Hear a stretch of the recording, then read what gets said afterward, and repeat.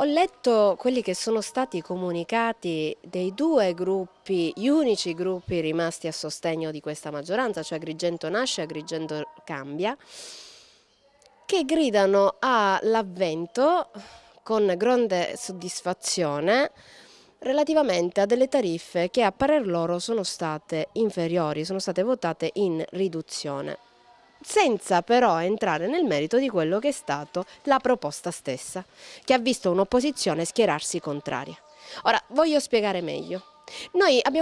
La sottoscritta ha fatto un paio di domande a quello che è l'ufficio tecnico, al dottor Mantione, per capire la veridicità di questi numeri.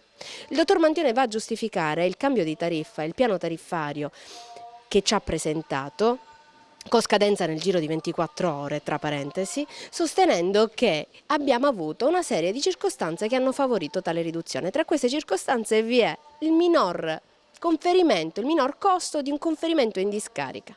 Alla mia domanda se il minor costo del conferimento sia dovuto al fatto che i rifiuti li abbiamo lasciati per la città, com'è possibile verificare, ho notato un certo tentennamento e imbarazzo da parte del dirigente, che ha cercato di giustificare questa inadempienza politico-amministrativa dicendo che alla fine, se andiamo a fare un calcolo, non dovrebbe esserci chissà che differenza. Ma ancora di più, ho chiesto sempre al dirigente se le zone non servite fossero state calate, i servizi relativi a zone non servite, quindi servizi che non diamo, fossero stati calati all'interno di un piano. Lo stesso dirigente, con grande imbarazzo, mi sottolinea che in realtà il servizio non lo diamo noi, quindi non dovremmo affrontarlo, ma diamo una bollettazione a tutti i residenti, cosa che cozzano tra di loro, e parliamo di Favara Ovest.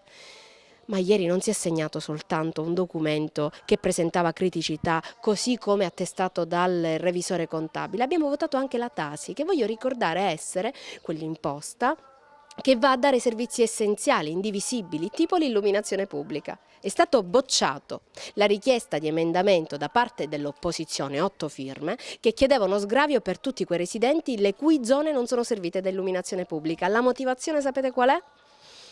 Quella che non sanno censire a chi andrebbe lo sgravio. Cosa grave, una giustificazione che non regge. Ora io vorrei chiedere, visto che ieri abbiamo